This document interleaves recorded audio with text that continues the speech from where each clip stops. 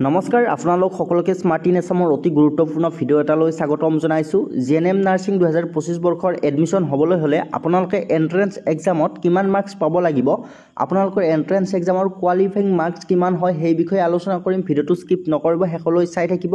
আপোনালোকে নাভাবিব যে আমি গভৰ্ণমেণ্টত ছিট নাপালে প্ৰাইভেটত পঢ়িব পাৰিম। আপোনালোকে নিৰ্দিষ্ট এইখিনি কোৱালিফাইং মাৰ্কছ নাপালে আপোনালোকে প্ৰাইভেট ইনষ্টিটিউটত যিমান পইচা দিলেও আপোনালোকে কিন্তু পঢ়িব নোৱাৰিব। এইখিনি মাৰ্কছ আপোনালোকে পাবই লাগিব। গতিকে ভিডিঅ'টো স্কিপ নকৰিব, শেষলৈ চাই থাকিব। তাৰ আগতে আপোনালোকক জনাব বিচাৰিছোঁ, আপোনালোকৰ যিহেতু নিৰ্দিষ্ট কোৱালিফাইং মাৰ্কছ আছে, নিৰ্দিষ্ট ধৰা বন্ধা মাৰ্কছ আছে যে আপোনালোকে সেইখিনি মাৰ্কছ পাবই লাগিব জিএনএম পঢ়িবলৈ হ'লে। গতিকে আপোনালোকে এইখন গাইডবুকৰ জৰিয়তে খুব ভালদৰে প্ৰিপাৰেশ্যন কৰিব পাৰিব, যিখন গাইডবুকে আপোনালোকক পৰীক্ষাত পাছ কৰাত যথেষ্টখিনি সহায় কৰিব। সম্পূৰ্ণ চিলেবাছ অনুসৰি প্ৰস্তুত কৰা হৈছে এইখন PDF গাইডবুক। গতিকে যিসকলে এতিয়াও ডাউনলোড কৰি লোৱা নাই, ডাউনলোড কৰি ল'ব পাৰিব। লিংক এই ভিডিঅ'টোৰ তলত ডেছক্ৰিপশ্যন বক্সত এভেইলেবল আছে। আনহাতে আপোনালোকে যদি আৰু ভালদৰে পঢ়িব খোজে, আমাৰ কোৰ্ছ আছে, অনলাইন কোৰ্ছ আছে। সেই কোৰ্ছত আপোনালোকে জইন হ'ব পাৰে। সম্পূৰ্ণ চিলেবাছ অনুসৰি প্ৰত্যেকটো টপিকৰ ওপৰত আপোনালোকে ইম্পৰ্টেণ্ট কুৱেশ্যন এনচাৰৰ ক্লাছ পাব, PDF নোটছ পাব, মক টেষ্ট দিব পাৰিব।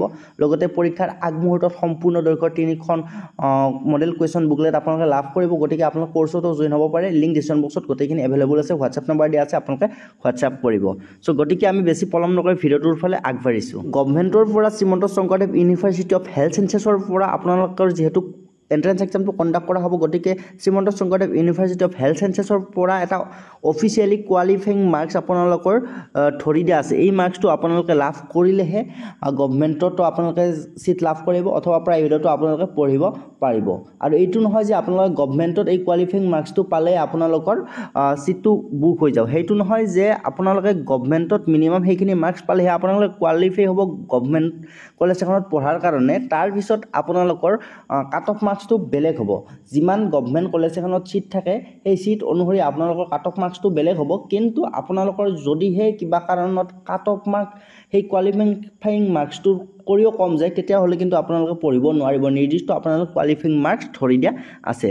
চ' ইয়াত আপোনালোকৰ শেষৰ ফালে ইয়াত ধৰি দিয়া আছে যে the minimum qualifying criteria cut off score in the entrance examination of GNM course will be as follow'. অৰ্থাৎ আপোনালোকে জিএনএমৰ যিটো এণ্ট্ৰেন্স এক্সাম অনুষ্ঠিত কৰা হ'ব, সেই এণ্ট্ৰেন্স এক্সামত গভৰ্ণমেণ্ট ইনষ্টিটিউটত পঢ়িবৰ কাৰণে আপোনালোকৰ মিনিমাম কাট অফ মাৰ্কছ থাকিব লাগিব।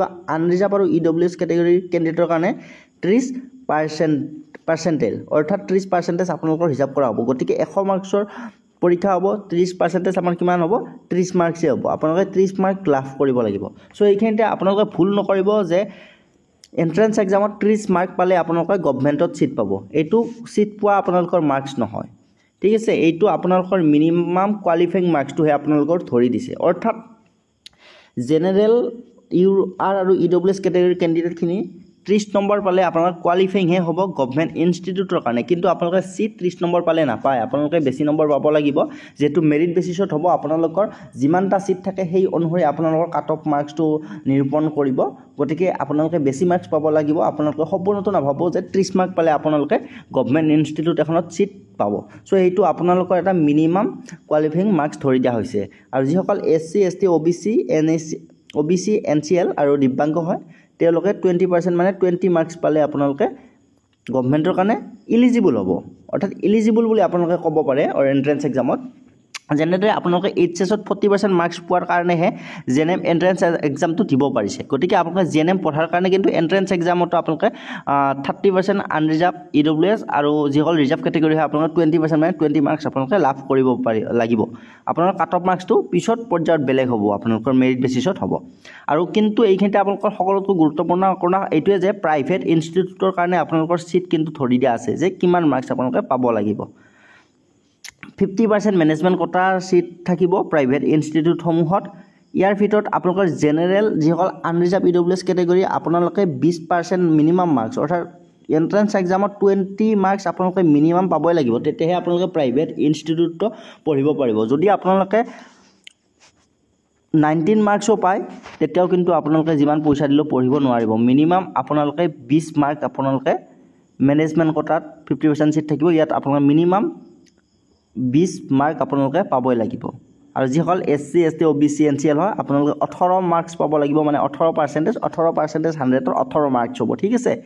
আৰু দিব্যাংগসকলে 15% পালে আপোনালোকে প্ৰাইভেট ইনষ্টিটিউটৰ কাৰণে এলিজিবল হ'ব বা কোৱালিফাইং হ'ব তাৰপিছত আপোনালোকৰ প্ৰাইভেট ইনষ্টিটিউটৰ 50% ছিট গ'ল আৰু 50% ছিট আপোনালোকৰ কি থাকিব ৰেষ্ট 50% ছিট থাকিব প্ৰাইভেট ইনষ্টিটিউটসমূহত মানে 100টা ছিটৰ 50টা ছিট আপোনালোকৰ মেনেজমেণ্ট কোটাত থাকিব আৰু 50টা ছিট আপোনালোকৰ ৰেষ্ট কোটাত থাকিব চ' ইয়াৰে জেনেৰেল আনৰিজাৰ্ভ ইডব্লিউএছ কেটেগৰীৰ কাৰণে 18% আপোনালোকে পাব লাগিব 18 মাৰ্কছ পাব লাগিব SC ST OBC NCLৰ কাৰণে 15 মাৰ্কছ আৰু দিব্যাংগসকলৰ কাৰণেও আপোনালোকে 15 মাৰ্কছ মিনিমাম পালেহে প্ৰাইভেট ইনষ্টিটিউটত পঢ়াৰ সুবিধাখিনি লাভ কৰিব গতিকে আপোনালোকে নিশ্চয় গম পালে আপোনালোকে প্ৰাইভেটত পঢ়াৰ কাৰণেও কিন্তু আপোনালোকে 20% বা 18% 20 নম্বৰ 18 নম্বৰ আপোনালোকে মিনিমাম মাৰ্কছ স্ক'ৰ কৰিব লাগিব তেতিয়াহে আপোনালোকে প্ৰাইভেটত হ'লেও ছিটটো লাভ কৰিব পাৰিব গতিকে আপোনালোকে পলম কৰিব নালাগে আপোনালোকে এতিয়া আমাৰ কোৰ্সত জয়েন হওক বা গাইডবুকখন যিসকলে ডাউনলোড কৰিলে নাই ডাউনলোড কৰি লওক আপোনালোকৰ লিংক ডিছক্ৰিপশ্যন বক্সত দিয়া আছে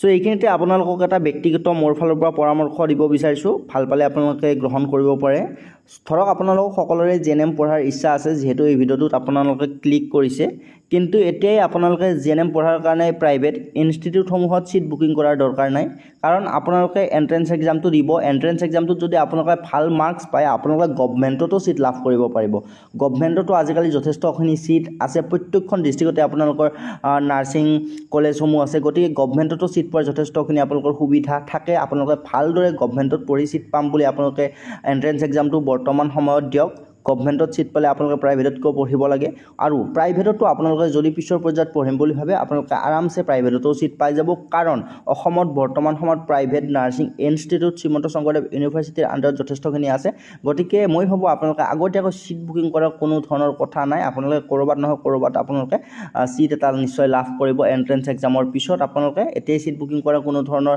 আপোনালোকৰ প্ৰশ্ন মোৰ মতে থাকিব নালাগে আপোনালোকে এণ্ট্ৰেন্স এক্সামটো ভালদৰে ক্লিয়াৰ কৰক আৰু তাৰপিছত আপোনালোকে ক'ত পঢ়ে কেনেকৈ পঢ়ে সেইটো ডিচাইড কৰিব এইটো মোৰ নিজৰ ব্যক্তিগত মতামত গতিকে আপোনালোকে এবাৰ নিশ্চয় ভাবি চাব পাৰে ধন্যবাদ